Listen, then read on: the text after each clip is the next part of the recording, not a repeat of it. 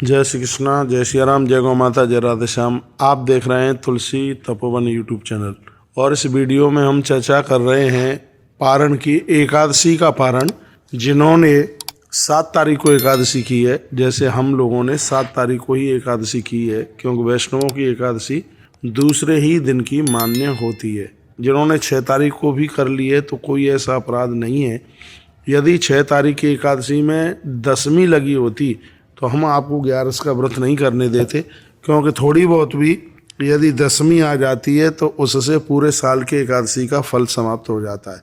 लेकिन उदिता में एकादशी ही थी, इसलिए उसका कोई दोष नहीं है। लेकिन जिस एकादशी में द्वादशी चल करके आ जावे उस 11 को थोड़ा विशेष माना गया है, इसलिए हम लोगों ने 7 तारीख को एकादशी की है। जिन्होंने 7 तारीख को एकादशी की है उनका पारण 8 तारीख को होगा। अब 8 तारीख की मैं चर्चा कर रहा हूँ कि पारण आपको कितने बजे करना है और कैसे करना है, वो सुन लीजिए। सबसे पहले तो मैं आपको यह बता दूं कि यदि कहीं कोई भगवत अपराध हो जाता है, दिन में सो गए, एक बार से ज़्यादा आपने फलाहार कर लिया तो उससे भगवत दोष लगता है, तो पारण करने से इन सब चीज़ों का प्रायश्चित हो जाता है।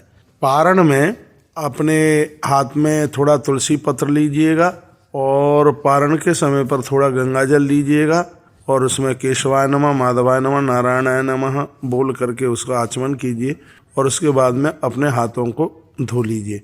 यदि आप प्रदोष का व्रत नहीं करते हैं तो पारण में चावल लेने का बहुत बड़ा महत्व है। ऐसा बताते हैं कि जितने भी अपराध हैं वो सब एकादशी वाले दिन चावल में रहते हैं और जितने भी पुण्य हैं वो द्वादशी वाले दिन चावल में रहते हैं। इसलिए अक्षत हाथ में लेकर के व्रत खोलने की महिमा ज़्यादा है। लेकिन यदि आप प्रदोष का व्रत करते हैं तो फिर आपका वो व्रत खंडित हो जाएगा ना, प्रदोष वाला। इसलिए सिर्फ गंगाजल और तुलसी पत्र के ऊपर ही आप पारण करें, तो ये इसका विधान है। अब रही बात इस मुहूर्त की कि जिन्होंने 7 तारीख को व्रत किया है तो 8 तारीख को उनके पारण का समय क्या है। पारण में ऐसा देखा जाता है कि त्रयोदशी लगे उससे पहले हम अपना व्रत खोल लें, ऐसा इसका विधान है। जैसे ही त्रयोदशी तिथि आरंभ होती है उससे पहले हमें अपने व्रत को खोल लेना चाहिए, ये ऐसा विधान है। और इसमें दुर्वासा जी की कथा आती है। राजा अम्बरीश त्रयोदशी लगने से पहले उन्होंने आचमन करके अपने व्रत को खोला तो श्री दुर्वासा जी बहुत कुपित हो गए। वो भागवत जी में आपने बहुत बार सुना है। अब मुख्य तथ्य पर चल करके आइएगा। द्वादशी रात्रि को 1:19 तक है, 1:19 पर त्रयोदशी आरंभ हो जाएगी। तो अब फिर ये कहा जाता है कि 3 बजे से पहले स्नान को भी ठीक नहीं माना जाता, तो फिर क्या करें। तो इसका एक ही विधान है, वो सुनिए। ब्रह्म मुहूर्त है वो भोर में 3:24 पर आरंभ होता है। जो ब्रह्म मुहूर्त है वह सुबह 3:24 पर आरंभ होता है। और हम सनातनी लोग अपनी तिथि रात को 12 बजे नहीं मानते, हम अपनी तिथि को प्रातः भोर में ब्रह्म मुहूर्त में या सूर्य उदित होता है तो उदिता में उसको मानते हैं। तो अब इसका 2 विधान है। एक विधान तो यह है कि यदि आप ब्रह्म मुहूर्त के हिसाब से चल रहे हैं, जैसे हमने ये 7 तारीख की एकादशी ब्रह्म मुहूर्त के द्वारा की है, तो इसका पारण भी ब्रह्म मुहूर्त लगने से पहले हो जाना चाहिए। तो स्नान करने की विधि का वर्णन 3 बजे से वर्णन किया जाता है कि 3 बजे आप स्नान कर लेते हैं, उसको बहुत बढ़िया माना गया है। तो मैं आपको कहना चाहूँगा, आपको थोड़ा इतनी तो परेशानी होगी, थोड़ा जल्दी नहाना पड़ेगा एकादशी वालों को। 3 बजे आप बिस्तर छोड़ दीजिएगा और आप लगभग 3:20 तक आप स्नान इत्यादि से निवृत्त होकर 3:24 होवे उससे पहले ही आप गंगाजल एक दिन पहले से रख लीजिएगा, तुलसी पत्र रख लीजिएगा।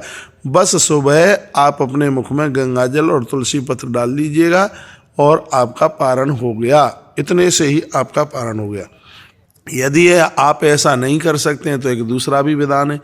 दूसरा विधान ये है कि हमारे यहाँ तिथि को उदिता में मान्यता मिली है, तो 6:41 पर सूर्य उदित हो रहे हैं, तो 6:41 से पहले ही आप स्नान कर लीजिएगा, अपने व्रत का आप पारण कर लीजिएगा, तो ये भी पारण ठीक माना जाएगा। और एक तीसरा विधान और लोग कहते हैं, वो कहते हैं कि सूर्य उदित के 3 घंटे बाद तक भी पारण का टाइम मान्य होता है। तो उसमें फिर 6:38 से लेकर के और 7:40 तक का भी पारण का टाइम, ऐसा ज्योतिषी लोग भी कहते हैं और वैष्णव जन कहते हैं कि उसको भी पारण में मान्यता मिली है। अब हम लोग हैं तो हम तो पारण करेंगे 3:24 से पहले पहले स्नान करके और अपने मुख में तुलसी और गंगा जल डालना है।